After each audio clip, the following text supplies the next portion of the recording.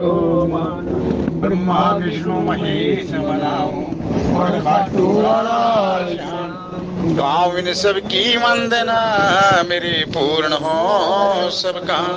गुरुर् ब्रह्मा गुरुर्विष्णु गुरुर्देव महेश्वराय गुरुर् साक्षात् परब्रह्म तस्मै श्री गुरुवे नमः। भारी भवानी तू आस करे मेरे गटकेरी पर देखो रसना पर वासा करो तमय शुद्ध सबदे मुखो।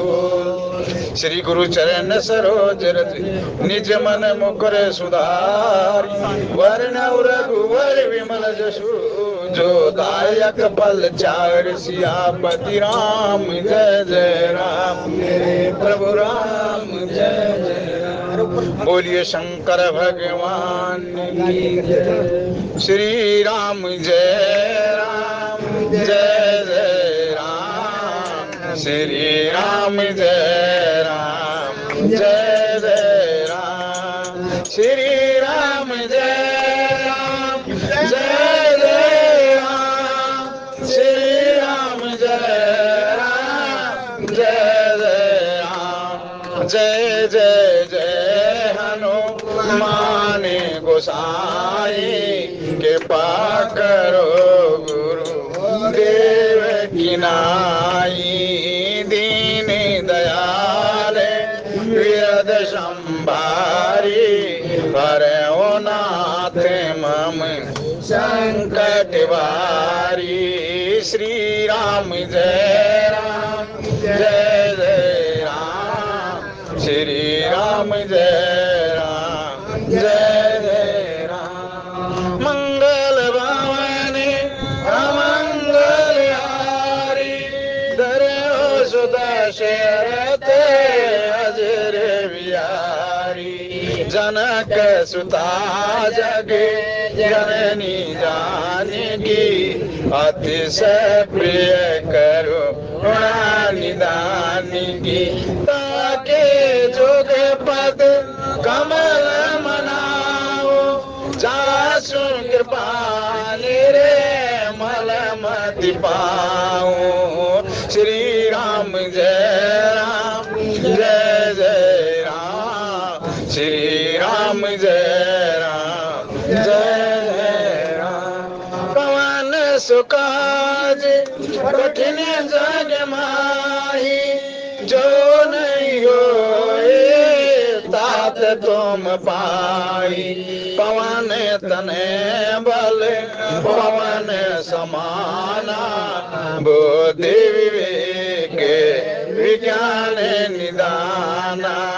श्री राम जय राम जय जय राम श्री राम जय राम जय जय राम। जय विधिनाथ हुए मोरा करो सुवेगी दास मतोरा। सीताराम चरण रति मोरे अनुदिन बढ़ई अनुग्रह तोरे। प्रवेश नगर की जय सब काजा हृदय राखी को कुशलपुर राजा। चलत विमान कोलाहल होई जय रघुवीर सब कोई। कर पर सासुग रीवे शरीरा कुल से गई धनु शरीरा। श्री राम जय राम जय जय राम श्री राम जय राम जय जय राम श्री राम जय राम जय जय राम श्री राम जय राम जय जय राम। बोलिए शंकर भगवान की कोई सुगन बरसई सुमने सुरतुदम्बी बजाई विवध वधु नाचै मुदित मंजल मंगल गाय सियापति राम जय जय राम मेरे प्रभु राम जय जय राम। यही विधि सभी देत सुख आए राज द्वार मुदित मातु परछिनी करई बंदो समेत कुमार आपति राम जय जय राम मेरे प्रभु राम जय जय राम।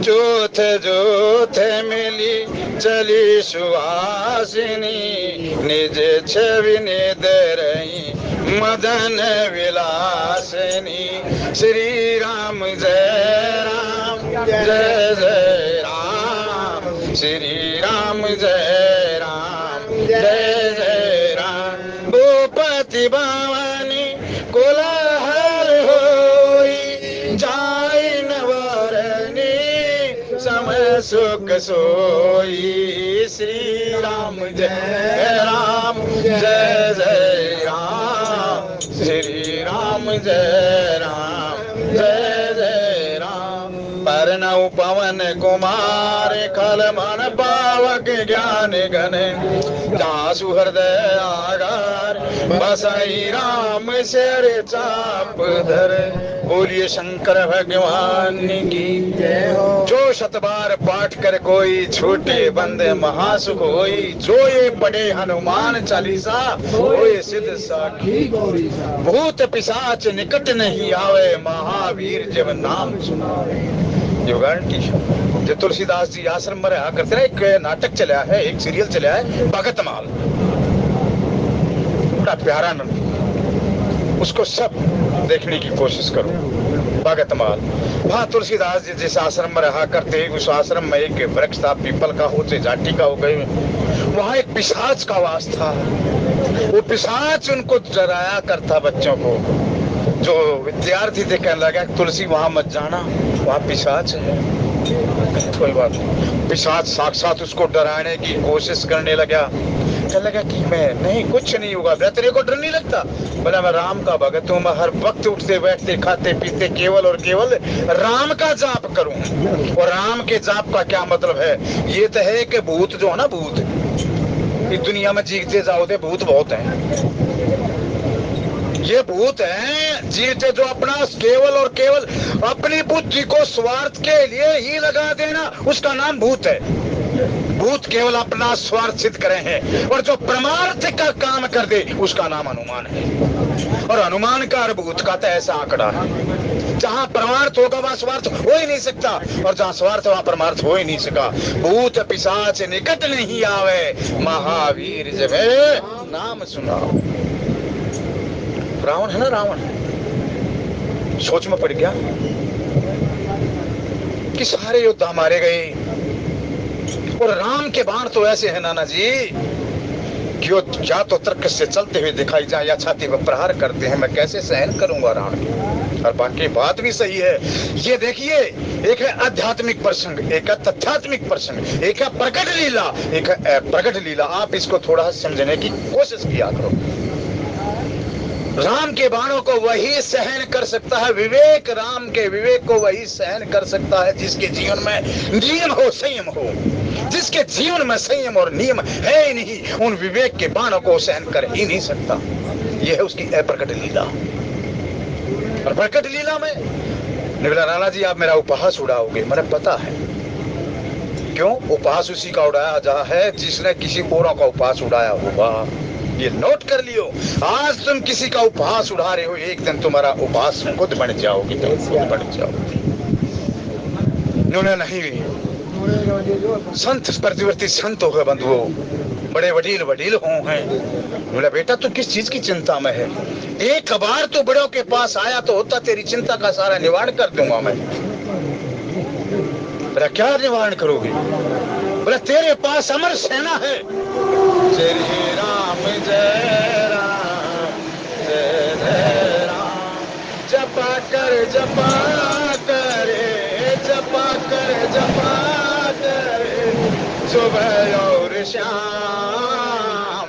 श्री राम जय राम जय जय राम, श्री राम जय राम जय इसी नाम ने लाखों पापी उबारे, इसी नाम ने लाखों पापी उबारे।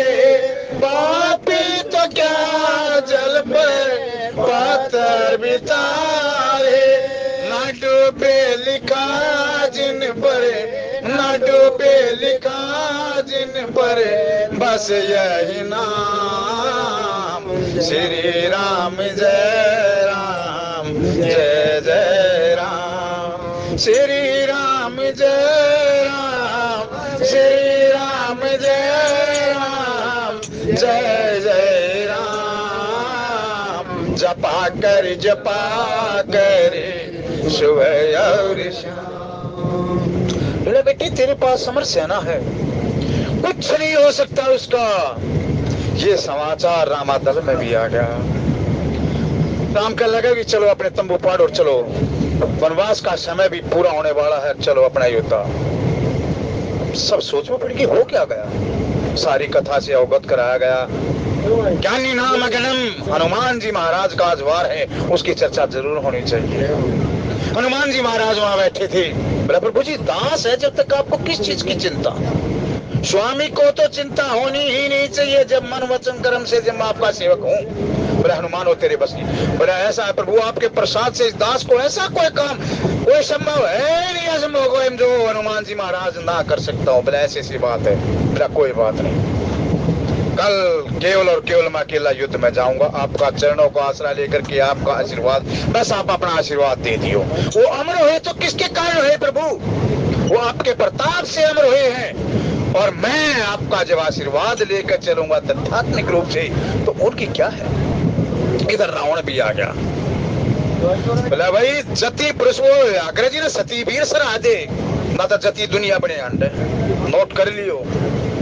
जति पुरुष ही होया अंग्रेजी ने सती वीर सरा दे। था सुखदेव व्यास का बेटा जो जनक के घर आ गया था, दरी गलीचे संग स्त्री ना पंथ के बीच गया था, 6 महीने में उसने का योगी पुरुष गया था। क्यों सुन सब वीरा ने दई गवाही हमारा सबका देखा भाड़ा से, त्रिया बिना जति की परीक्षा कौन करने वाला से।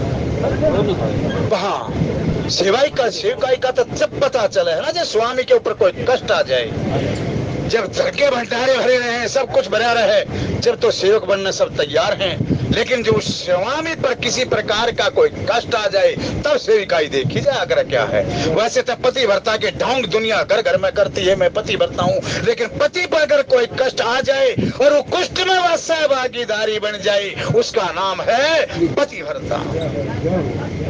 तो वैसे तो पति की ठीक नौकरी चल रही है, ठीक कारोबार चल रहा है तो ढोल बजा दे कि मैं तो पतिव्रता हूँ और पतिव्रता हूँ। जब पति पर किसी प्रकार का कोई कष्ट आ जाए, जब कोई इज्जत बेइज्जती का कोई प्रश्न आ जाए, जब कुटुंब का वो साथ खड़ी पाए उसका नाम पतिव्रता है। ना तो पतिव्रता ठीक है भाई, ये धर्म पत्नियां जो है पत्नी, धर्म पत्नी भी नहीं कहूँगा, ये पत्नियां तो घर घर आ रही, अपना ठीक अपना घर गृहस्थी बसाए जाओ और इस संसार को ऐसे ही पार करते चले जाओ।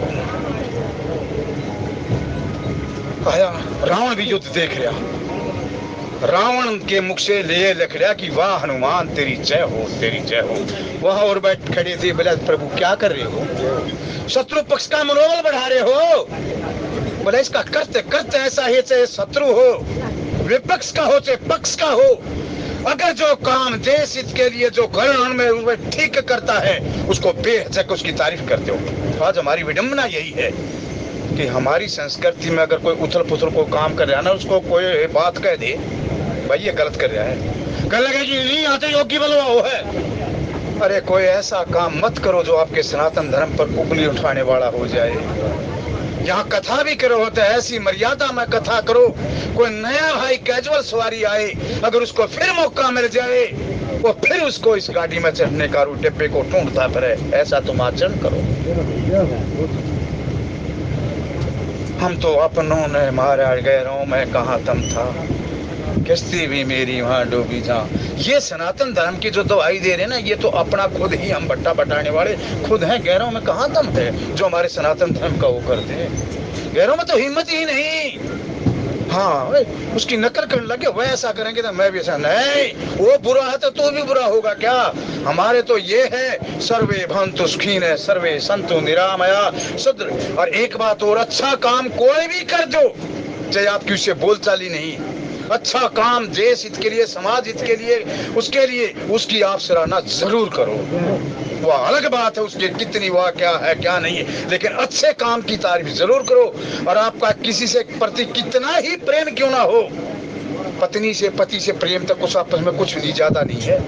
अगर पत्नी भी आपकी अगर गलत आचरण करती हो तो उसको वहीं डांट दो, ज्यादा प्रेम में बढ़ने की जरूरत नहीं। पति अगर गलत आचरण करता हो, पत्नी का ये धर्म है, उसको एक बार समझाओ भला, उसके प्रेम में इतना हो मत बनो कि उसकी जो ना हर एक अज्ञानता का उसको निष्क्रिय प्रेम में उसको देखते चले जाओ।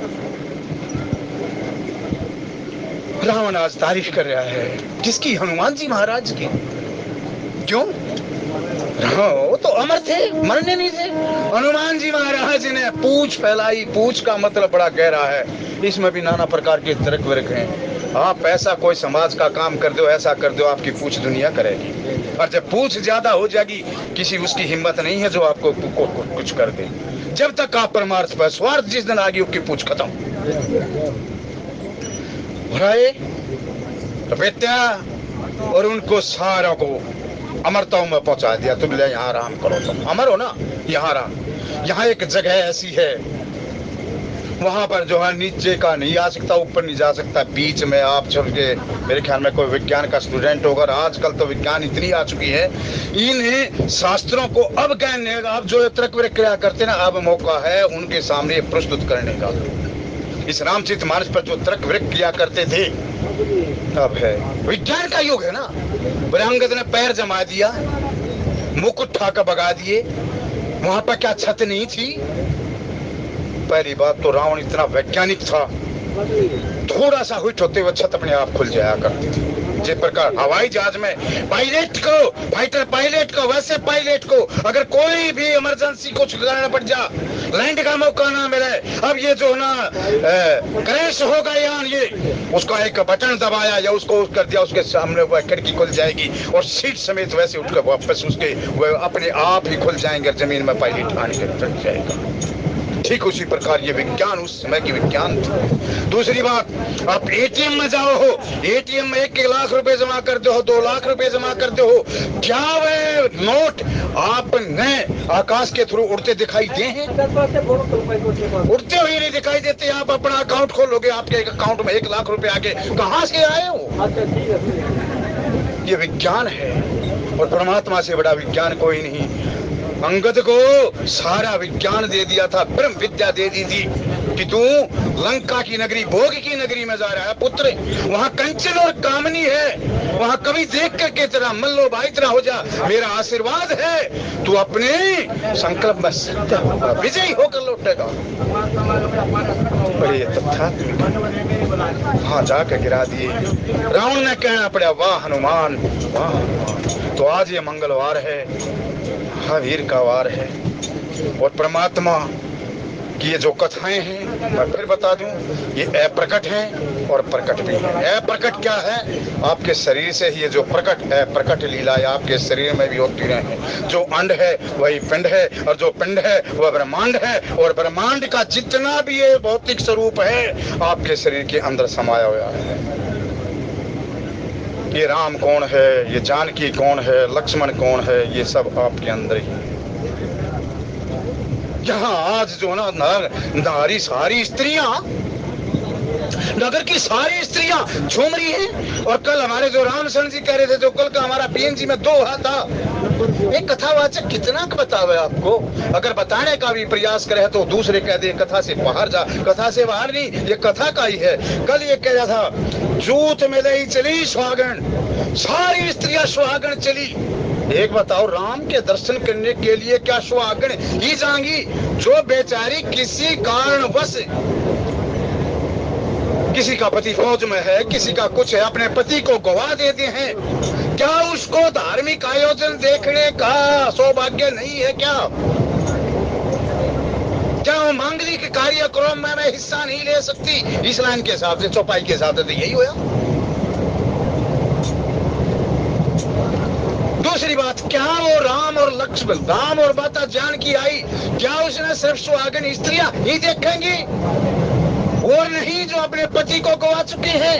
नहीं, ये तुलसीदास भगत ऐसी मर्यादाहीन पंक्ति लिख ही नहीं सकता।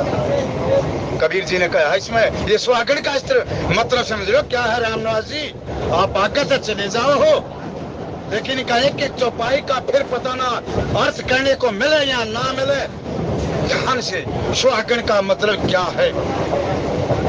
गुरु बिन गोरे अंधेरा रे साधो भाई, गुरु बिन गोरे अंधेरा जी, गुरु बिन गोरे अंधेरा रे साधो भाई, गुरु बिन गोरे अंधेरा जी। जैसे अग्नि बस पाथर में, ना पत्थर न बेरा जी। दुर्मुख चोट लगे पाथर के, अग्नि करे बफेरा। गुरु बिन गोरे अंधेरा रे साधु भाई, गुरु बिन गोरे अंधेरा जी। जब तक कन्या रहे कुंवारी, ना प्रियतम का बेरा जी। जब तक कन्या रहे कुंवारी, ना प्रियतम का बेरा जी। आठों पैर रहे आलस में, वह खेल गनेरा जी। गुरु बिन गोरे अंधेरा रे साधु भाई, गुरु बिन गोरे अंधेरा जी। जैसे कस्तूरी बस है मेरे गाँव में, ना मेरे गाने बेरा जी। जंगल जंगल से पेरे ढूंढता, उससे जांग बजेरा जी। वो सुंग घास गनेरा हो, बोलिया करो। रामानंद सा सतगुरु मिल गया जी, दे दिया ज्ञान बतेरा जी। कहे कबीर सुनो भाई साधो, होया उमरा पर मैं। अब आई बात यहाँ, जब तक कन्या रहे कुंवारी, जब तक कन्या कुंवारी है, भौतिक रूप में भी छोड़ दो, ये कन्या कौन है? ये आपकी बुद्धि ही कन्या है। जब तक ये कन्या कुंवारी है, इसको कुछ मिल नहीं जाता, इसका आलंबन नहीं मिल जाता, ये नाना प्रकार के खेल खेलती।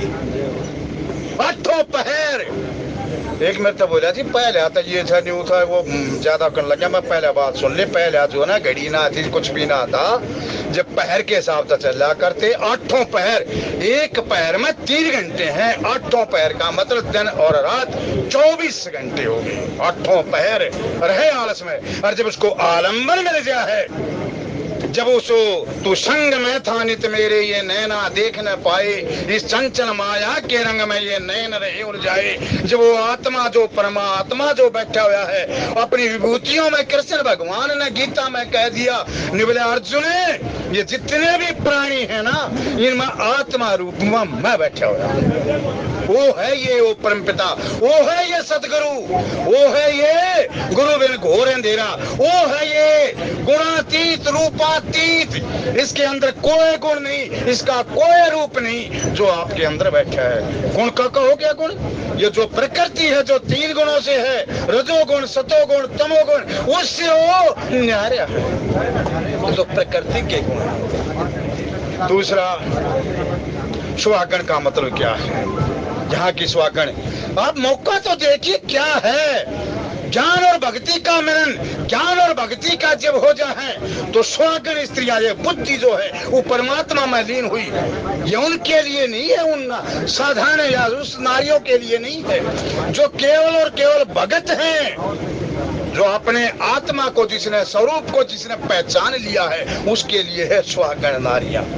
और एक बात और सुन लो, कबीर जी ने कहा, अपने वो पद याद होते, सुहागन ते मैं ईब हुई, जब मेरा मर्याए भरतार। सुहागन ते मैं ईब हुई, जब मेरा मर्याए भरतार।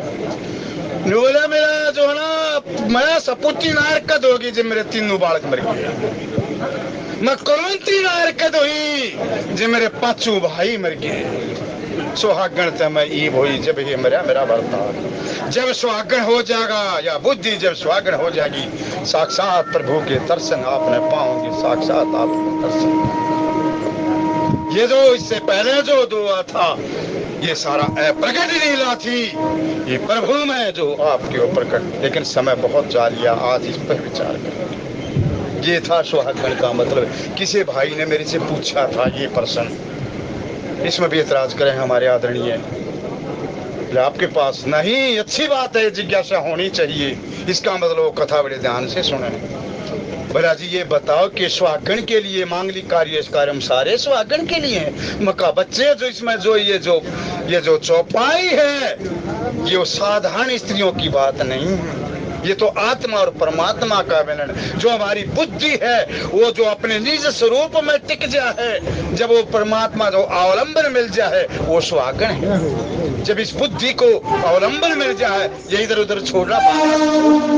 श्री राम जय राम जय जय राम, श्री राम जय राम जय जय राम। जपा करे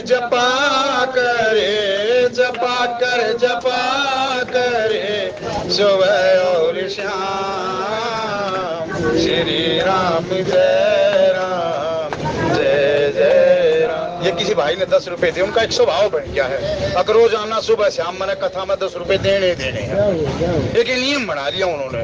और भगवान भाई तो ने मिले हैं, या तो नेमी ने या प्रेमी ने। किसी का भी नियम बना लो या भगवान के प्रति प्रेम बना लो। आइए अब आए सब स्त्री। हाँ अब जो आया सब स्त्रियों ने, अब वहां आ गई सब स्त्रियों ने। अब आ गया ना वो जो उस भाई की जो शंका थी उसका निवारण हो गया। विविध भांति मंगल कलश ग्रह रुचि सवार, सुर ब्रह्मादि सिंहते रघुवीर पूर्व निहार। वहां सब स्त्रियां जो हैं, चाहे कोई भी है, वहां सब के सब भगवान राम की और माता सीता को निहार दिया। दशरथ जी महाराज नौरतन जी खुले हाथों से दान कर रहे हैं, दान कर रहे हैं। ये दान की बड़ी महिमा है। समय समय पर दान किया करो, सामर्थ्यता के अनुसार। जैसी आपकी सामर्थ्यता है वैसा दान किया करो। 5 दान तो बड़े उत्तम दान हैं। कहीं तालाब का निर्माण हो रहा हो, वहाँ ऑडिटर मत बनो।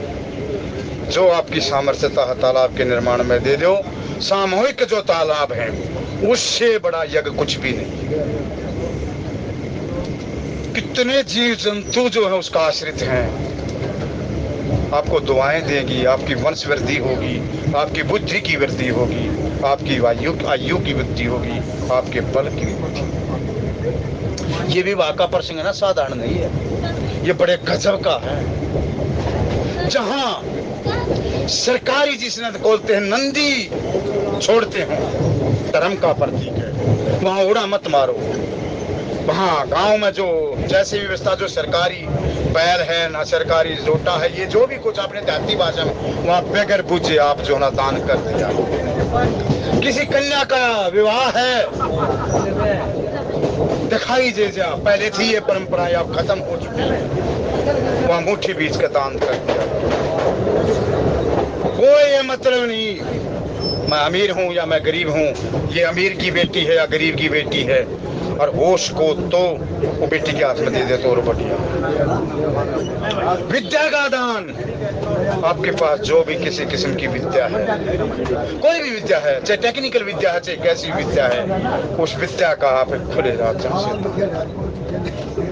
ये दानों की बड़ी महिमा है। दशरथ जी महाराज ने खुले दिल से दान किया। दान का ये है, आज उसने 4 पुरुषार्थ पा लिए। दशरथ का एक मित्र था, जी दान के ऊपर आऊं मैं, बात पर बात याद आ गई रामचरण जी। रोमपाद बड़ा दशरथ का बड़ा जो मित्रता भी है ना, जो अच्छे आचार विचार वाला है, मित्रता भी वैसे ही उसने टोलेगा जैसे किसी भी वर्ण का हो। ने बोले अभी प्यारा के मन एक से पट्टे पाछे दो, प्यारा मानस चाहे मुक्त भी ना बोला, देखेगी घनी छिड़क हो। वो रोमपाद बड़ा दशरथ जी महाराज जैसा, उनका आपस में कंप्रोमाइज भी होया था। जो उनसे का संतान पहले हो जाएगी वो संतान उसको दे देगी। कितनी प्रगाढ़ मित्रता थी। परमात्मा की दया से सुमित्रा माता को एक लड़की का जन्म हुआ। वो राजा रोमपाद को, जो अंग देश का राजा था, उसको वह शांता नाम की लड़की दे दी। समय बीतता गया, अकाल पड़ गया। दान में कुछ ऋषि मुनि आए थे, हमेशा एक जैसा दिमाग नहीं रहता। उनको कुछ फटकार लगा दी होगी, जाओ कमा के खा लो, या कर लो, ये कर लो। लेकिन गृहस्थी का ये फर्ज बना है, आपके द्वारे पर जो भी आ जा, दान ना दो। आपने ये देखते हैं ये दान का पात्र नहीं है, लेकिन उसके सामने मीठा हाथ जोड़ दो, कटु वचन मत बोलो। लेकिन हो गया, होनी होने बने है, कुछ नहीं कर सकते, चले गए। इतना भयंकर अकाल पड़ गया कि जलाशयों का जल खत्म हो गया, अन्न का टोटा पड़ गया, अन्न खत्म हो गया। जो भंडार, रिजर्व भंडार थी, वो भी खत्म होने के कगार पर आए। राजा रोमपाद ने अपने विद्वानों की सभा बुलाई, कहने लगा कि भाई जैसा राजा वैसी प्रजा। अगर राजा गलत कार्य करे है, गलत आचरण करे है, मर्यादा का हनन करे है, उसका दुख प्रजा को भोगना पड़े। अब आप कहोगे क्यों? हाँ भाई, अगर बड़े मुखिया आप हो, घर के बड़े मुखिया आप हो, और आप गलत आचरण करते हो, मर्यादा का हनन करते हो, तो वो आप कष्ट आपकी संतान को भोगना पड़ेगा। Guarantee guarantee guarantee. ये राजी हो रहे हैं हम, मैंने वो कर लिया, लेकिन आने वाले समय उस संतान से पूछना क्या दुर्गति हो।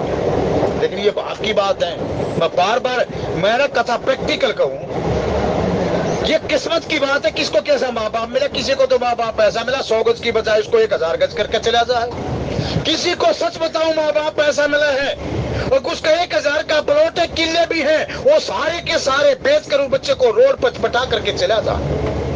लेकिन फिर भी माँ बाप आज जो दर की ठोकरें खा रहे हैं। कभी उनका 10-10 आदमी किराए पर आया करते, आज वो किराए के मकान का खुद ढूंढता फिर रहा है समय समय की। क्यों? पिता महाराज के कर्तव्य के कारण आज संतान दुख हो गई। भैंस और आराम के लिए, कंचन और कामनी के लिए सब कुछ दांव पर लगा दिया। राजा रोमपाद ने यही सभा बुलाई, कहने लगा कि जी आपने जो ना साधुओं का, संतों का अपमान किया, वो राजा के पास नहीं जाएंगे तो किसके पास जाएंगे? अरे एक कोई बात आ जाए तो बेटा पुत्र के पास, बाप के पास नहीं जाएगा तो किसके पास आएगा? और बाप उसका तिरस्कार करके भेज दे। आपकी वो प्रजा पुत्रों की बात ही थी राजन। बोला उस समय नहीं बोले आपका तमोगुण इतना बढ़ चुका था, आपका अहंकार इतना बढ़ चुका था, हमारी होश का है या आपका एक हुक्म मेरे तो पूरे परिवार का मृत्यु का कारण बन सके। बोले आप बताओ क्या होगा? बोले अब ये होगा, आपकी बेटी शांता का विवाह अगर नैष्टिक ब्रह्मचारी से हो जाए तो आपका काल समाप्त हो जाएगा। ये बात जो आज है, जब तक राम बिहागर आए नेत्र मंगल बोध बधाई, ये उसी से। नैष्टिक ब्रह्मचारी कहाँ मिलेगा ब्राह्मणों? बड़ा जो है ना श्रृंगी ऋषि, विमांडक ऋषि का पुत्र, वो नैष्टिक ब्रह्मचारी है। उसने दीन दुनिया का पता ही नहीं, ये नर है या नारी है, उसने फलों का पता नहीं, रसगुल्ले तक का भी पता नहीं, ये बनाया जाए या पेड़ों पर लगे है। वो तो वेदों का अध्ययन करे है, उसके पिता का था ये कि मैं अपने बेटे को ऐसा नैष्टिक ब्रह्मचारी बनाऊंगा। बोला उसके पास कैसे जाया जाए? वो तो रहा इतना तगड़ा ब्रह्मचारी है, उसका पिता इतना तगड़ा सन्यासी है, अगर किसी ने आंख घूर कर देख ली तो जल के भस्म हो जाना है भी है। तपस्वी का सामना कोई नहीं कर सकता। उसने आंख एक बार न्यू कर दी ना, आपका शरीर चढ़ उठेगा। बचाए कैसे? वहां उस समय की एक बूढ़ी नर्तकी, ये राजा के सारे धर्म होया करते थे। राज्य को सुचारू रूप से चलाने के लिए कोई छोटा या कोई बड़ा काम नहीं, ये हमारी बुद्धि का भेद है।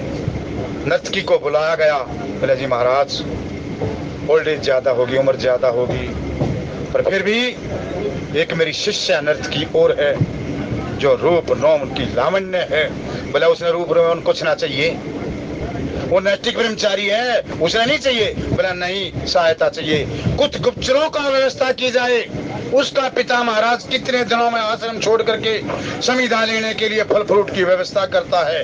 ये डोर टू डोर, ये जो सारा मिनट टू मिनट प्रोग्राम मेरे पास आना चाहिए। सारा एक प्रोग्राम हो ना, प्रधानमंत्री का, राष्ट्रपति का, जो भी एक मिनट टू मिनट वीआईपी का मिनट टू मिनट का प्रोग्राम हो, उसका सारा गाइडलाइन इशू की जा। मिनट टू मिनट प्रोग्राम बोलते हैं उसको। कहने लगे कि वो ये पहले हमारे शास्त्रों में उसकी भाषा वो कुछ और है, मिनट टू मिनट की, मेरे को याद नहीं आई। जिस दिन याद आ जाऊंगा मैं आपको बता दूंगा।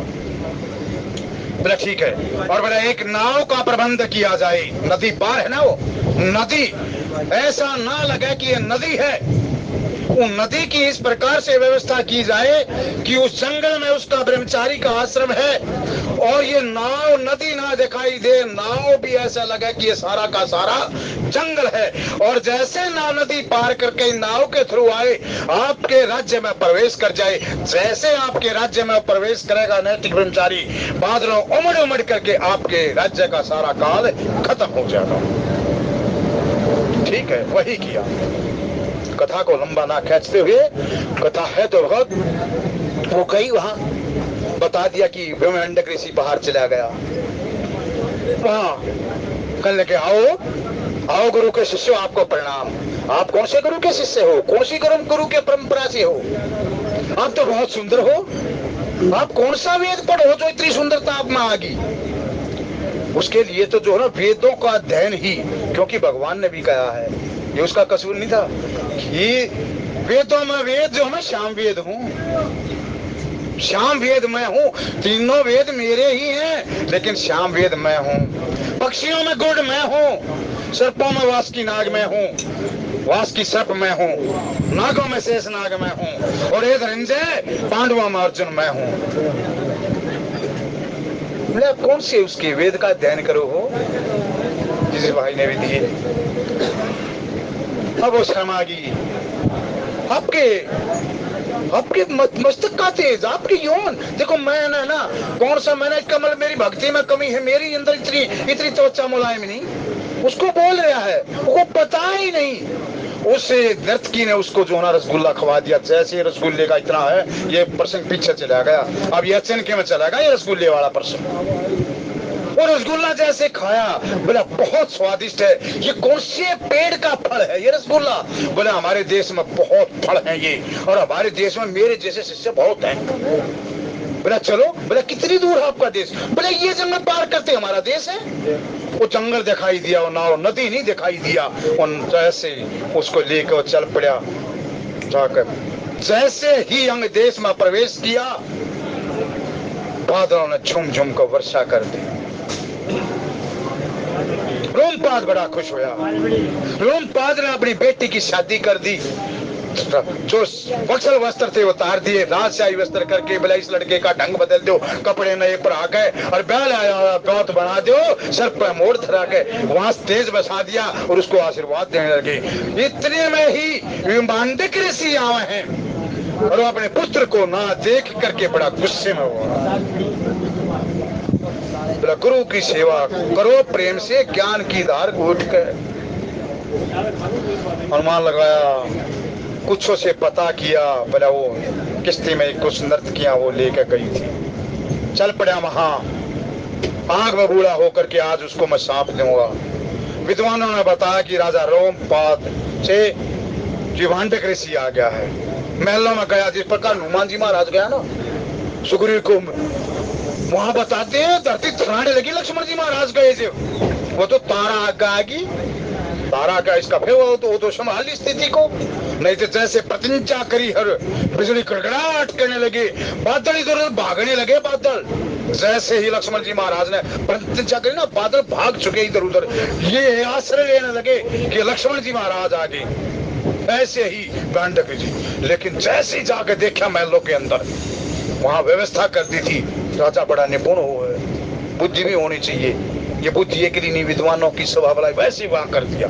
सीधा वहां प्रवेश करा दिया, जिस प्रकार भरत का प्रवेश माता केकई के सूता रूम में, कुछ नहीं, सीधा वहां जहां उसका बेटा और जहां उसकी होने वाली पुत्रवधू थी। देख करके बड़ा खुश हुआ। बोला मेरा बेटा इतना सुंदर है। कहाँ जंगली वस्त्र पहना करता हुआ कर देखा, रूप 4 चांद लग गए। और बोला ये होने वाली मेरी बेटी है तो मेरे पुत्र की ही पत्नी ना। बोला और फिर मैं राजा को मैं इसका राज धर्म कर दूंगा, ये उसका दामाद है। नहीं, उनको आशीर्वाद दिया कि जाओ फड़ो फूलो, आशीर्वाद दिया। यही आज दान दशरथ जी महाराज शांता कुमार से उन्होंने जो है ना उससे ले रही थी। ये शांता माता शांता को भी बुलाने का यही कारण है। शादी में अगर आप अपनी जो है बेटियों को निरादर करो, हो बुआ है के रूप में, चाहे बेटी के रूप में, चाहे बहन के रूप में है, क्या परंपरा है ये। भतीजे की शादी हो, पोते की शादी हो, 3 पीढ़ी को इकट्ठी करते हैं उन देवियों को। क्यों? अगर एक भी रहेगी तो आपका यज्ञ संपूर्ण नहीं हुआ। यज्ञ की संपूर्णता के लिए बुआ, बहन और बेटी, कई बार देखा होगा 3 पीढ़ी वाक्य में इकट्ठी हो जाए घरों में। यही जो है ना शांता को बुलाया गया। अब बात आई, दान खुलकर दान दिया गया।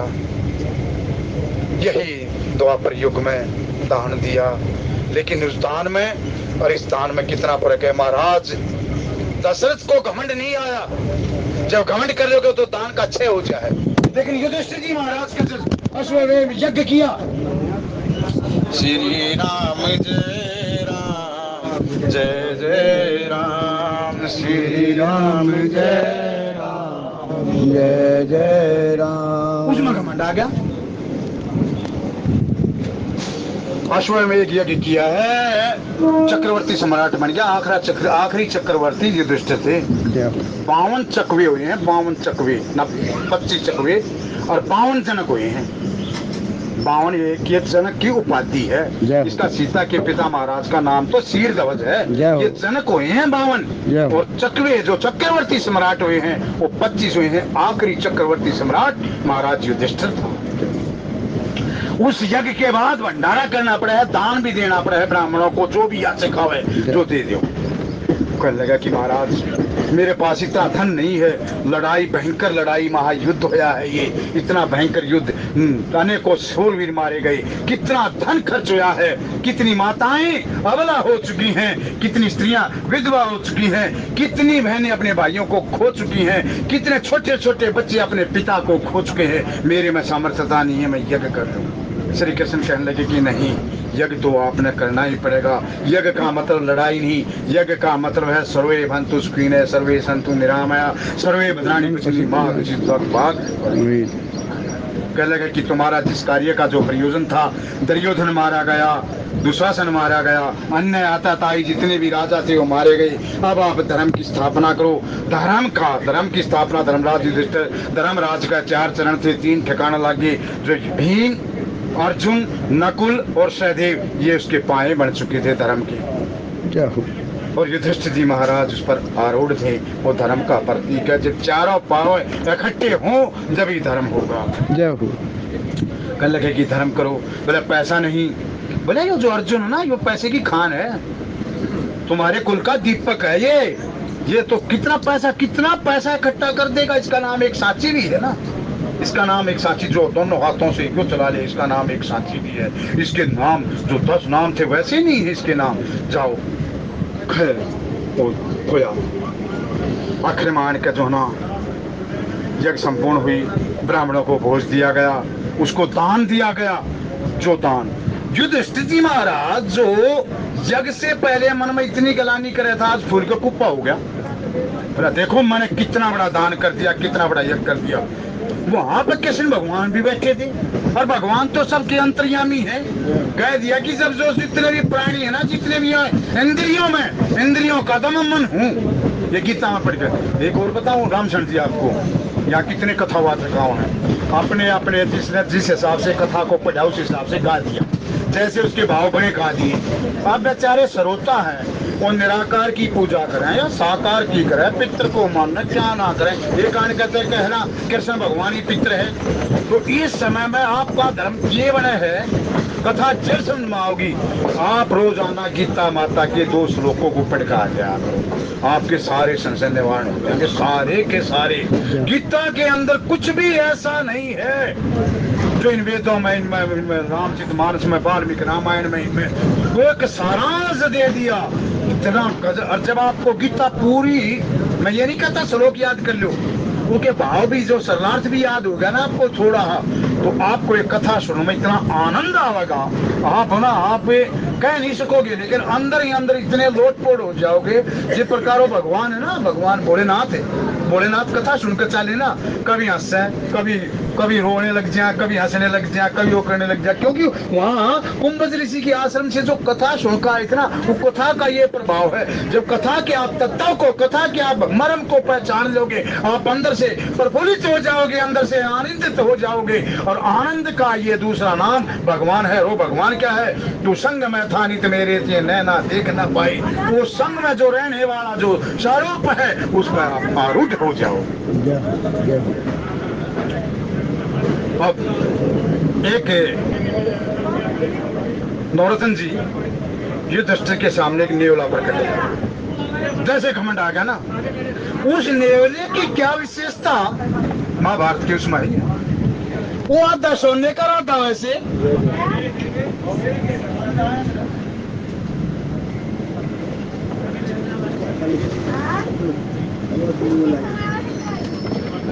वो आधा सोने का रहता वैसे, और कहने लगा कि महाराज आपने बहुत दान किया है, बहुत बड़ा यज्ञ किया ना,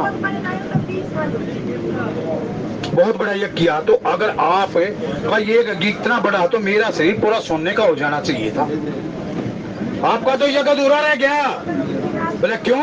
बोले यज्ञ तो उस ब्राह्मण ने कराया था, मेरा आधा शरीर उसका जो है ना वो यज्ञ किया था, मेरा आधा शरीर सोने का हो गया था। तूने क्या यज्ञ किया है जब मेरा शरीर सोने का होया ही नहीं? मेरे से कुछ भी सोने की नहीं हुई, यहाँ तक का सोने का, मेरा धड़ सोने का है, नीचे का हिस्सा तो मेरा सारा वैसा का वैसा है। मैं तो ये सोच कर आया था कि महाराज युधिष्ठिर इतना जबरदस्त यज्ञ कर रहे हैं कि मैं तो सारा सोने का हो जाऊंगा, सोने काया मेरी हो जाएगी, सोने जैसी काया मेरी हो जाएगी। इसके भी दो भाव हो बताऊंगा मैं। सारे अचंभे में सारे जितने भी थे वो सबके जो जय जयकार कर रहे थे ना युधिष्ठिर की, जय जयकार जय जयकार जय जयकार। देखिए वे आज जय जयकार कर रहे थे,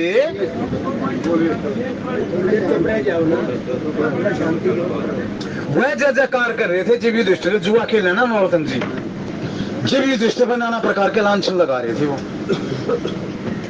क्या का युधिष्ठिर है, क्या का धर्मराज है, ये है वो, जबकि भगवान ने गीता में कह दिया जुआ जो खेलना ना जुआ, वो जुए की हार जीत मैं पढ़ना गीता।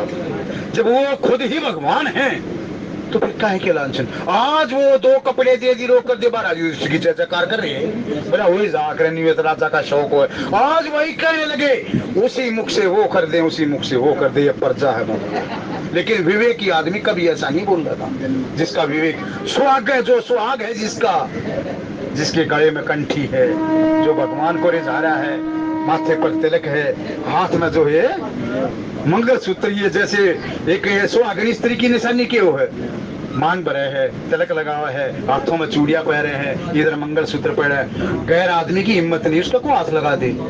ठीक इसी प्रकार जो भगवान का भगत है ना, अगर उसका तिलक है, कंठी है, ये कंठी मंगलसूत्र है, ये रक्षा सूत्र है, जिसमें ये भूत प्राच ऐरे गहरे की हिम्मत नहीं उसका को बुरा कर जाए, गारंटी है।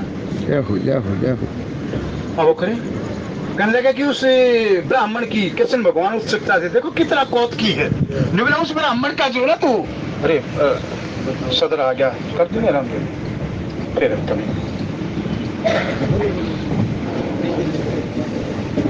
ये प्रभु आरती कह भगत आरती रह जाए। फिर कभी अगले मंगलवार को जो प्रभु की इच्छा, ये खांड की रोटी है बंधुओं, कृष्ण भगवान किस प्रकार ये अगले मंगल को बता दियो, वहां कर देंगे, यज्ञ चल रहा है अभी। आइए वाणी को विश्राम, जो मर्यादा है, पहले हनुमान जी महाराज की आरती होगी, फिर दैनिक आरती, और फिर मैं उसको विराम दे करके जयकारा बोलते हुए कथा का प्रसाद आप सबके सामने।